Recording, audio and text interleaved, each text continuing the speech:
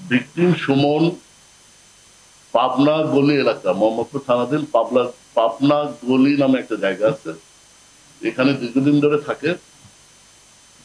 তো এক পর্যায়ে ভিকটিম সুমনের সাথে আসামি মুন্নার একটু সম্পর্ক হয়, এবং আসামি মুন্না আগে থেকে মাদক ব্যবসায়ী, ছিনতাইকারী।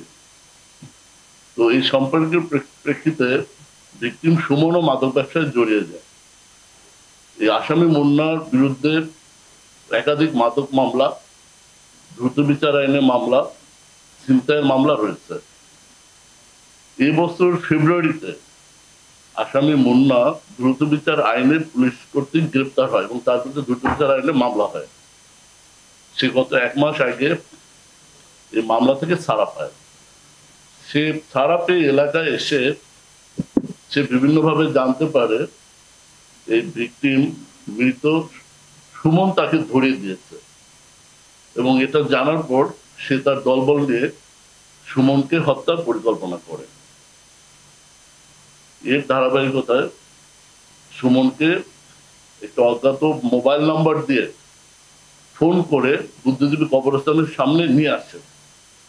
আসার পরে সুমন মুন্না এবং তার দলবলকে দেখে চমকে যায় এবং তারা তাকে এলোপাথারি সামুরাই চাপাতি দিয়ে কুপিয়ে অন স্পটে হত্যা করে এবং ওখানে পালিয়ে যায়।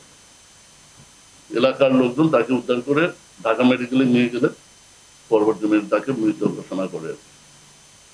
তো আমরা পরের দিন 27 তারিখে মামলা হয়। ভিকটিম সুমনের বাবা বাদী হয়ে 2 জনকে আসামি করে মামলা করে। তো মামলার 2 নম্বর আসামি রহিম সানি, ওরফে সানি রহিম, তাকে এটা গোয়েন্দা সংস্থা গ্রেপ্তার করে। কিন্তু 1 নম্বর আসামি মুন্না সে ধরাছোঁয়ার বাইরে ছিল। আমরা প্রযুক্তির কোনো ব্যবহার না করে ম্যানুয়াল সোর্সের মাধ্যমে, ম্যান টু ম্যান সোর্সের মাধ্যমে চকবাজার থানাধীন ইসলামবাগ এলাকায় এক রিক্সাওয়ালার দেওয়া তথ্যের ভিত্তিতে আমরা মুন্নাকে গ্রেপ্তার করি। মুন্নাকে জিজ্ঞাসাবাদ এবং তার কাছে একটা ছুরি এটা উদ্ধার করি, এবং যে চাপাতি সে হত্যাকাণ্ডে ব্যবহার করে ওটা পার্শ্ববর্তী খালে বা ডোবায় ফেলে দেয়। আমরা উদ্ধারের চেষ্টা করেছি, ওটা পাওয়া যায়নি। তো জিজ্ঞাসাবাদে সে হত্যার কথা স্বীকার করে, এবং সে ওই হত্যাকাণ্ড ঘটানোর পরপরই লালবাগ এলাকায় তার এক বন্ধু আছে যে রিক্সা চালায়, সে তার কাছে যায়, তার কাছ থেকে 200 টাকা নেয় এবং সে একটা নাম্বারে ফোন করে।